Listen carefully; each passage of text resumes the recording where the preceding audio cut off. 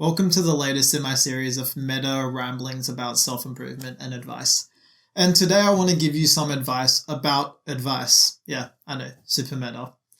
What I want to say is two main things. And the first is that you will hear various different types and, bits of advice from various different people. And you might think that some are amazing and some are useless. However, what I would like to offer is a lot of the advice that you are thinking is useless or not really applicable to you, or doesn't even really make sense, or even is contradictory in some way. A lot of the time, it is just not hitting you at the right time.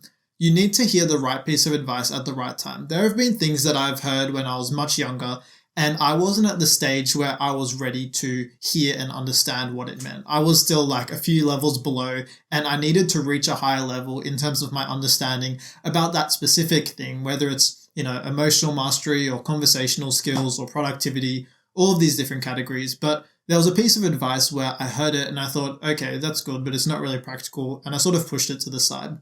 So what I would like to offer is that when you hear a piece of advice where you don't really think that it makes sense, but it's coming from a source that you know is really credible, or lots of people will follow this person or this piece of advice, sort of keep it in the backlog, keep it in your mind and think about it every now and then. And I can almost guarantee you that later on in life, something will click and it will make sense. So you don't want to lose this piece of advice or this strategy or whatever it is, this mindset, just because it is not applicable to you at the time. What you want to do is just keep note of it and eventually it will come back around. The next thing I want to talk about is self-improvement advice and how easy it is to get addicted to just listening to self-improvement advice, because you will feel like you are getting better as a person. You're learning all of these different new things, and to a certain degree you are, but I would say that in terms of improving, as a person and getting the things that you want, is probably like a 30-70 split in terms of advice and actually doing stuff. 30% of your improvement and changes can come from listening to good advice and hearing what people have to say and things like that. The rest of the 70%, unfortunately, there's no way around it. You just have to do. You have to try, you have to go for things, fail sometimes, succeed sometimes, and learn in the field and by actually doing things rather than purely in theory. I know this isn't what a lot of people would like to hear. I was extremely guilty of this early on when I first got into self-improvement. I'll watch video after video, go through Reddit posts, read books, things like that. And it was useful. I did gain some useful skills. However, and I wrote down, I write down like a madman, my notes on life and everything on, how I can get better.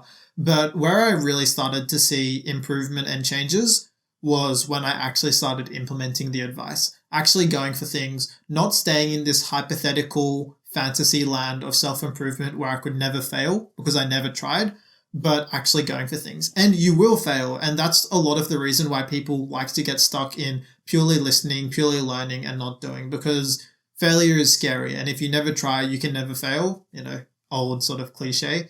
But if you never try, you won't actually improve. Or even if you do somehow manage to reach the same level, you will reach there a lot slower than if you had actually tried. So keep that split in mind. Roughly, I'm making numbers up. It's not an exact science, but 30-70 in terms of, you could think about it as how much time you spend on each thing, 30% learning, 70% doing. Or you could think about it in terms of how much scope there is for improvement or how much this will affect your improvement. Whatever it is, just realize that purely learning and listening to advice is not going to cut it. You need to actually sometimes put your foot down and do it. And there will be advice about how to do it, which can be helpful. But at the end of the day, you can do all the things right. You can implement advice like reduce the friction or know your goals or get an accountability group or partner. All of these different things that will make you more disciplined, more motivated. But at the end of the day, there is just a certain amount of just do it. You have to just do it. Do it for the right reasons. Don't do it out of, fear of feeling unproductive or lazy. Do it because you want to do it. It's the best for you, but yeah, just do it. The other thing that I have to say about advice and I believe this very strongly, is that you should never follow 100% of what one person tells you. And you see this a lot with people like Joe Rogan and Jordan Peterson. I think that they have some valuable things to say, but it's not just them. Literally anyone who you hear that gives advice or things like that, don't listen to 100% of what they say. Take the good, take the things that are relevant to you that you think will actually help you, but make sure that you're not listening to everything that they say, because different things work for different people, and you don't want to end up the same as that person. You want to get the bits of them that will help you become the person you want, the bits that resonate with you, and discard the rest. And sort of conversely, so that was sort of talking about how you might overly idolize someone and listen to 100% of what they say, rather than taking things with a grain of salt. But what you also should realize, and it's not really advice, more just in terms of learning things from people, is I would posit to you that there is not one single person on the earth that you don't have something to learn from. And I always bring this mindset forward with me whenever I go to talk to new people and, learn different things from different people. Even if it's someone who is like much younger than me and has less experience in different areas of life, I still think that they would have their own unique realizations and things to say that can bring a lot of value to me. And I'll always approach a conversation from that mindset. I won't be arrogant, even if it's someone who, I'm a teacher to. If it's like, because I've been a teacher in various capacities in my life, whether it's like tutoring people or being a mentor to people in uni programs, things like that. But I would always approach it from like, I'm going to give you my value, and I'm also going to see what interesting things you have to say. I want to hear what you want to talk about, what are your unique realizations, and what I can learn from you. So that is a really good mindset to approach talking to people, meeting people. It has other flow-on benefits as well. They'll feel respected. They'll feel like they have something valuable to say. You'll give them confidence, and they will tend to like you more because you're actually listening to them and valuing them. Sure. But even apart from that, even for purely selfish reasons, you want to approach every conversation with a new person or someone that you've known for a while and approach it from the place where they have something that you want to learn from them, and your goal, apart from the rest of the conversation, having fun, being casual, whatever, but one of your goals should be to try and figure out what that thing is. That at least one thing. Maybe have a million things, but at least one thing. There's always something that you don't know and they do know. So that's it for my advice about advice. I hope you found that helpful, because obviously there is a lot of self-improvement, self-help type content out there, and a lot of it is really good.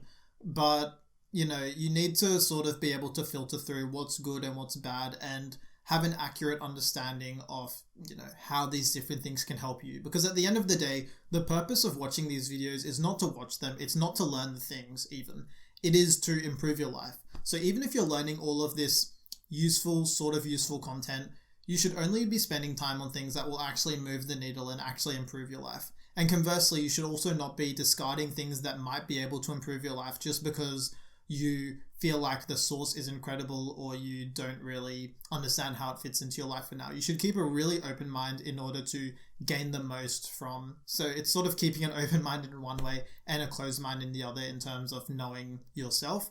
But yeah, just using these pieces of advice that I've given you about advice to make sure that you are gaining the maximum amount of benefit from the content that you listen to, from the things that people say to you, from your experiences in life, all of these different things, these spheres of the world in which you can learn, making sure that you're getting the most value out of them.